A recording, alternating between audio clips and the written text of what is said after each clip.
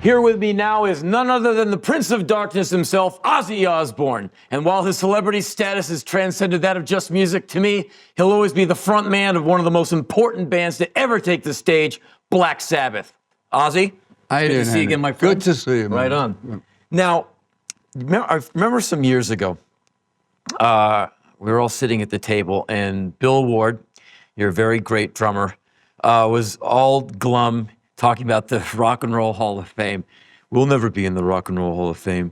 No one likes Black Sabbath. I'm like, oh, come on, Bill, cheer up. He's like, no. And so now that you got recognized by the Rock and Roll Hall of Fame, does that make you feel any which way at all? Well, we'd be on the list, but we'd never get in. And I got so pissed off for being, we'd be nominated. And first time you get all excited. Second time you go, I wonder if we get in. Third time you go, they ain't never going to get us in. Fourth time I just went, fuck off. Don't even put us in the paper. But I since then I realised that it was unfair of me to not tell them to stick it up their ass, because it's not just me; it's three other guys. Yeah, absolutely.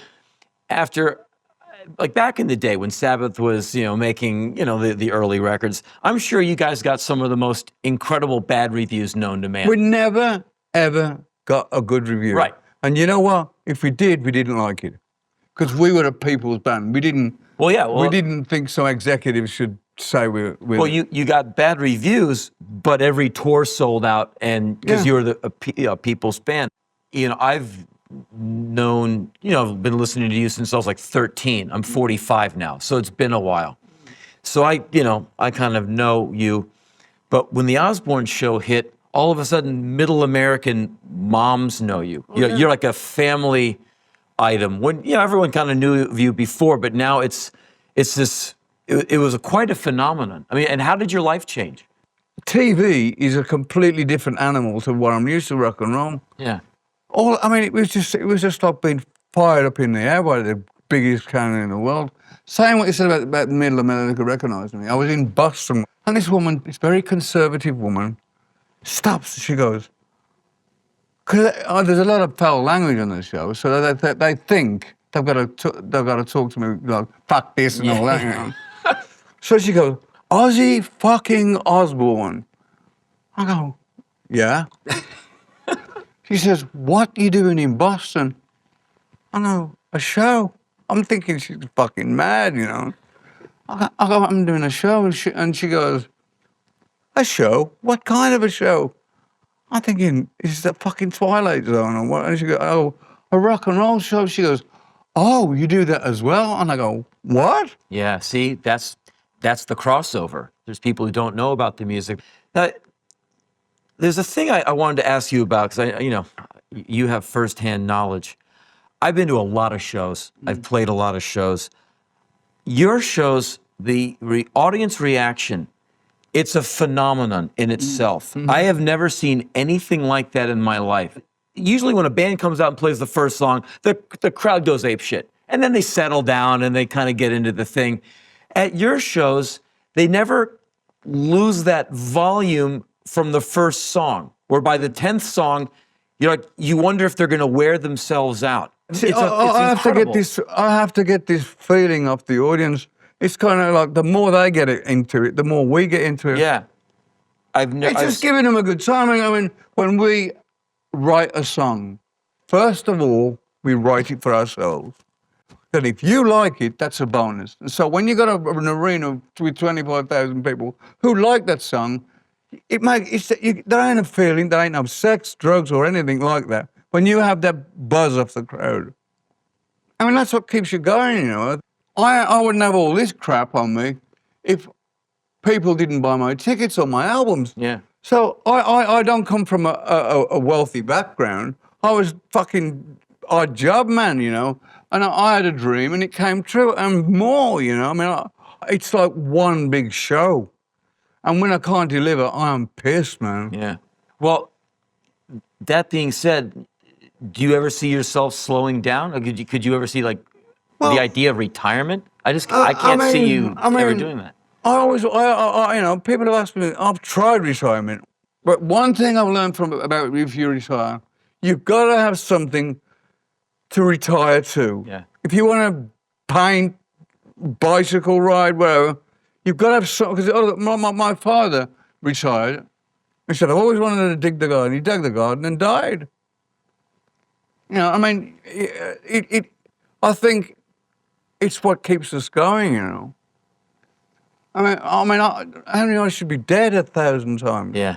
I don't, and I just get up and carry on, you know. At this point, looking back after what you've been through, which has been a lot, do you consider yourself a survivor? I think I'm living on borrowed time because, I'm either the luckiest man that walks the earth, or I've always said that when I go, it's going to be something stupid.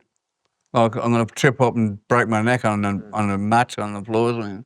I remember, in the 80s, you'd see these reports about you. Oh, Yeah, and you're like, saying, damn, I hope he survives himself.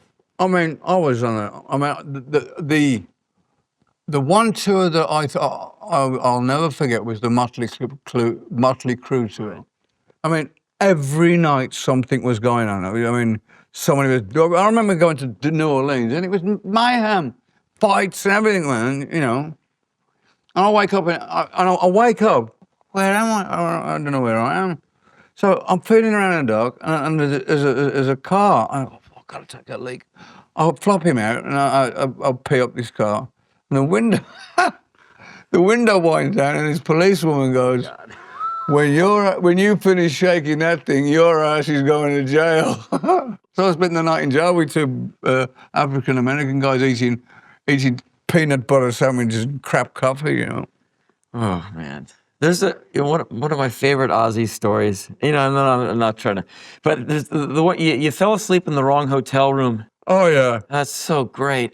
I mean that's like. But when you're touring in them Regency hideout. Oh, I know. I get lost in the hallway. I have to. I never would get I'd have a pocket full of keys, you know. Yeah. So I'll get to the hotel, and it was like 15:05, and I remember the last hotel was 5:05.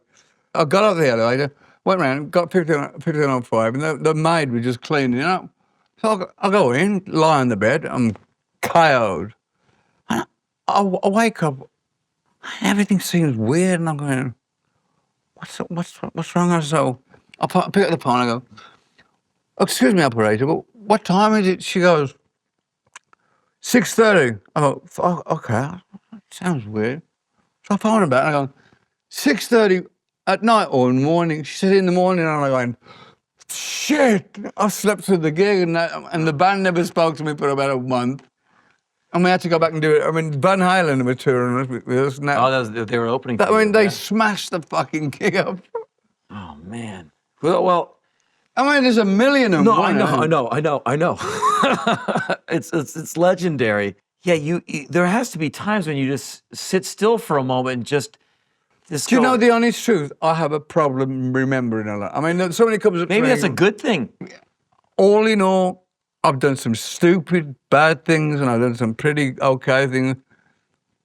But I've had a great time along the way. I mean, considering where I come from. Yeah, yeah. But the thing that I'm more than anything proud of, Black Sabbath wasn't a band that you got a guy from Newcastle, a guy from London, and a guy from Birmingham, and it was constructed. We were 4 local guys that I went to the same school as Tony, and we conquered the fucking world. Yeah. Well, right on. Thanks for coming to visit me on my show. You got to have me interviewed. I love being interviewed by you. Right on. All right, brother. See you. Bye-bye. All right.